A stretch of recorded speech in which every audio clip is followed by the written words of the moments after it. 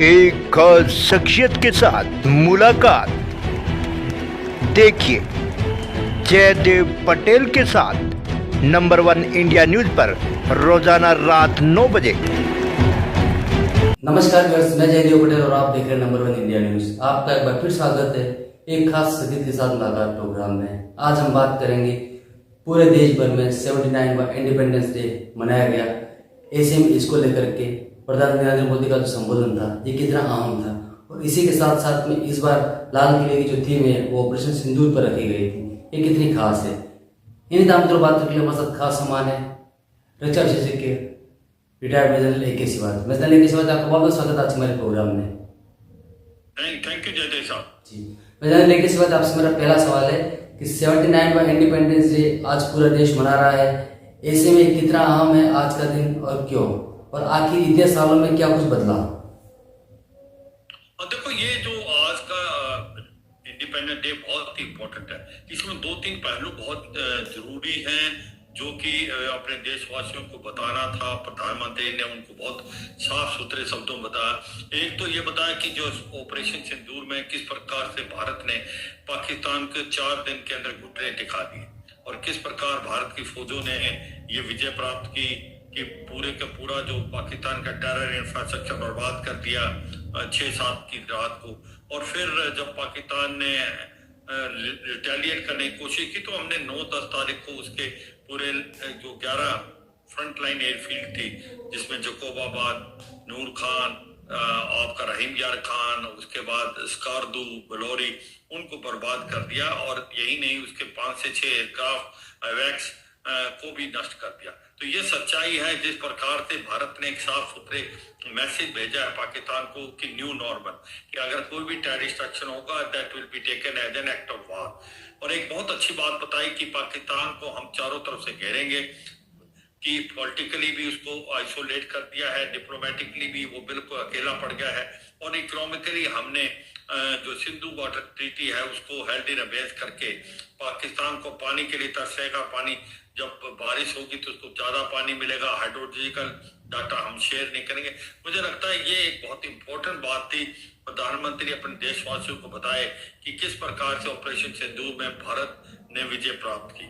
और दूसरा कहीं ना कहीं बड़ा इंपॉर्टेंट था जयदेव साहब, जो ये बताना कि भाई ये अब जो ट्रेड वॉर चला हुआ है, भारत की क्या पोजीशन है। जिस प्रकार से अब ये टैरिफ लगा दिया 25% और 25% एक्स्ट्रा जो 27 से होगा, तो किस प्रकार से मैन्युफैक्चरिंग बहुत इंपॉर्टेंट है, आत्मनिर्भर बहुत इंपॉर्टेंट है, मेक इन इंडिया कंसेप्ट बड़ा इंपॉर्टेंट हो जाएगा, और किस प्रकार से भारत इन चुनौतियों को पूरा करेगा। सेमीकंडक्टर की बात की, चिप्स की बात की हमने वहां, और अभी सेमीकंडक्टर की तरफ हमने ज्यादा ध्यान देना है, क्योंकि आने वाले टाइम में ये बहुत ही इंपॉर्टेंट है, स्पेशली इंडस्ट्रीज के लिए, जिसके अंदर इलेक्ट्रॉनिक्स भी है, आप डिफेंस टेक्नोलॉजी के लिए भी, तो उसकी भी बड़ी इंपॉर्टेंट बात की। तो ओवरऑल जो ट्रेड पॉइंट ऑफ व्यू से उन्होंने यही बताया कि भारत जो आप 4th लार्जेस्ट इकोनॉमी है, आने वाले टाइम 3rd होगी, पर आत्मनिर्भर भारत पर फोकस है, मैन्युफैक्चरिंग में फोकस है। अपने देशवासियों को ये जागरूक करना कि अगर कोई चैलेंज आता है पूरा नेशन इकट्ठा होना चाहिए और उसको फेस करना चाहिए। जी जयदेव साहब, मैं जनरल के सिवाय अगर हम बात करते तो इस बार लाल किले की जो थीम थी उसको ऑपरेशन सिंदूर पर रखा गया। ये कितना आम है और इससे क्या कुछ संदेश जाता है देश को? हाँ देखो, जो ऑपरेशन सिंदूर पे जो मैसेज भेजा है प्रधानमंत्री ने बहुत साफ सुथरा है। ये एक तो हमें इकट्ठा रहना है, हमने साइंस एंड टेक्नोलॉजी पे अभी एडवांसमेंट R&D पे पैसा खर्च करने की बात हुई है। हमें अपने मॉडर्न टेक्नोलॉजी को एक प्रकार लाना है और उसको डाइजेस्ट करना है, और उसके बाद बड़ा आत्मनिर्भर भारत जो पहले भी पॉइंट बोला उसका बड़ा इंपॉर्टेंट है। आर्मी, एयरफोर्स, नेवी कि उन्होंने बहुत ज्यादा सराहना की, जिस प्रकार से कि उन्होंने बहुत ही अच्छा काम किया इस लड़ाई के दौरान। और एक होल नेशन अप्रोच की भी बात की, पूरा देश इकट्ठा होना बहुत जरूरी था। और तो मुझे लगता है कि ये जो सारी बातें प्रधानमंत्री ने बताई इनका बहुत मतलब था, और मुझे लगता है दोनों तरफ से पॉइंट आया कि जो आज की तारीख में वर्ल्ड ऑर्डर चेंज हो रहा है, कहीं ना कहीं जिस प्रकार से अमेरिका अब कहीं पाकिस्तान के काफी नजदीक सा होता जा रहा है, हमारे ऊपर 50% टैरिफ लगा दिए। तो ऐसे में भारत की जो इकोनॉमी है उसके ऊपर एडवर्स इम्पैक्ट ना पड़े, हम किस प्रकार से जागरूक रहे हैं और हम किस प्रकार से इसके लिए तैयारी कर रहे हैं। तो ये बहुत इंपॉर्टेंट है कि हम अपने आप को आने वाले चैलेंज को समझें और अपने आप को तैयार करें। और उससे कहते वो है कि कई प्रकार एक प्रकार जब आपके ऊपर ज्यादा आपदा पड़ती है तो आपको अपॉर्चुनिटी भी मिलती है। और मुझे लगता है ये भी बहुत इंपॉर्टेंट है भारत के लिए कि अब, क्योंकि हमारे ऊपर अगर 50% भी टैरिफ लगता है तो देश को एक इकट्ठा होना है। देश को अब जिस प्रकार से मैन्युफैक्चरिंग भारत के अंदर ज्यादा करनी है, हो सकता है कंजम्पशन जो भारत के अंदर वो कहते हैं लोकल फॉर वोकल, वो भी बहुत इंपॉर्टेंट है भारत के लिए।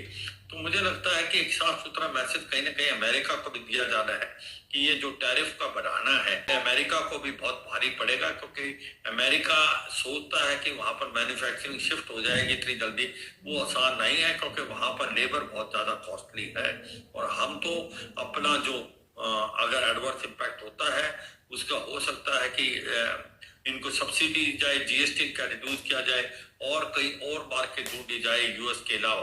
तो एक प्रकार से खाका पूरा बनाया प्रधानमंत्री ने, और सबसे ज्यादा लंबी स्पीच थी देशवासियों के को 1 to 1 वो अपने बातचीत उन्होंने की और एक प्रकार से ये दिखलाया कि भारत किस प्रकार से उन्नति करके अभी 4th लार्जेस्ट इकोनॉमी है और आने वाले टाइम में भारत के पास क्या चैलेंजेस है और हमें उसके लिए कैसे तैयार होना है। ये एक बड़ा इंपॉर्टेंट मुद्दा था। जयदेव साहब, मैं जान लेते इस बार आपसे मेरा एक आखिरी सवाल है कि आत्मनिर्भर भारत की अगर हम बात करें तो रक्षा के क्षेत्र में कितना बड़ा डेवलपमेंट है भारत का? देखो ये सच्चाई है, आपने बहुत अच्छा क्वेश्चन पूछा कि आत्मनिर्भर भारत के सवाल से भारत के जो डिफेंस के हिसाब से हम कहा कि कोई जमाना था आज से 10-15 साल पहले जब भारत 80% से ज्यादा अपने जो डिफेंस इक्विपमेंट था वो बाहर से खरीदता था और उसमें 70 से 75% उस पूरे उसमें से भारत रूस से खरीदता था। मगर आज हम उस कतार पे पहुंच गए कि हम 70% करीब जो सामान है भारत जो यूज करता है डिफेंस में वो खुद बनाता है। भारत अभी आत्मनिर्भर है, मेक इन इंडिया कॉन्सेप्ट में। यही नहीं कि भारत अब मेक इन इंडिया है कि अब हमारा नारा है make in India make for world, मतलब भारत खुद देश में बनाएगा मगर अपने लिए नहीं, उसको एक्सपोर्ट भी करेगा। देखो अभी भारत का जो एक्सपोर्ट है 25,000 करोड़ पहुंच गया है और आने वाले 3-4 साल में चाहते हैं कि 50,000 करोड़ पहुंचे। और अभी हम एयरक्राफ्ट से लेके शिप, सबमरीन, सब चीजें हम यहाँ बनाए।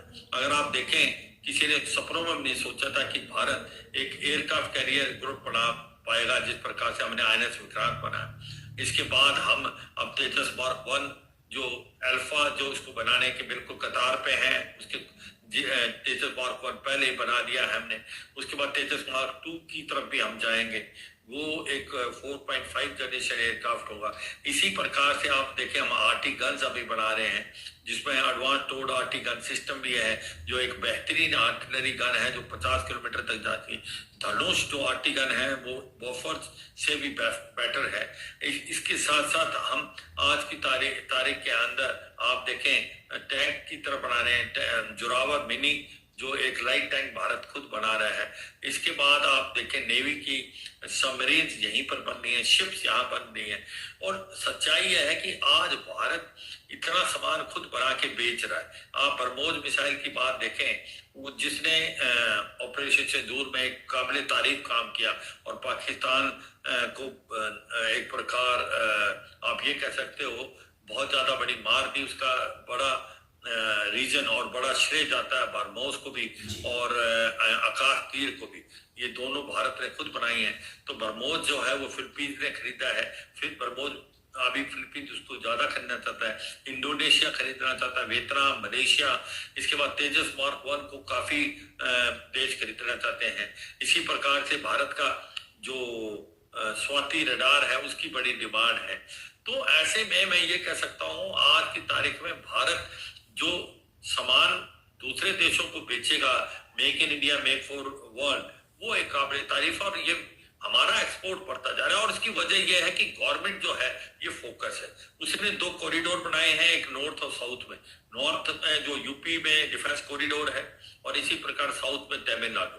तो इन कॉरिडोरों में एमएसएमई भी आए हैं, स्टार्टअप भी आए हैं, छोटे छोटे इक्विपमेंट भी बना रहे हैं, बड़े बड़े आप जो डिफेंस के हथियार भी बन रहे हैं। और अब जो गवर्नमेंट है वो 2 और कॉरिडोर बनाना चाहते हैं डिफेंस के, वो ईस्ट में और एक वेस्ट में। और मुझे लगता है आने वाले टाइम में ये भी बन जाएंगे। तो ओवरऑल मैं यही कहूंगा जयदेव साहब कि जिस प्रकार से भारत ने अपने डिफेंस के मामले में तरक्की की है, जो सामान हम कभी बाहर से खरीदते थे, आज ज्यादा से ज्यादा सामान हम खुद बनाते हैं। और खुद के लिए नहीं, हम make in India make for world वाली पॉलिसी में, मुझे लगता है ये काबिल तारीफ है। और आने वाले टाइम में हम उन देशों में से हो जाएंगे चंद एक में जो कि डिफेंस के जो इक्विपमेंट है उसको एक प्रकार एक्सपोर्ट करते हैं। फर्स्ट 5 में आ जाएंगे अगले 10 से 15 साल में। जयदेव साहब, मैं जान लेटेस्ट बात आपने बड़े समय निकाला, उसके लिए आपका बहुत बहुत धन्यवाद। Thank you.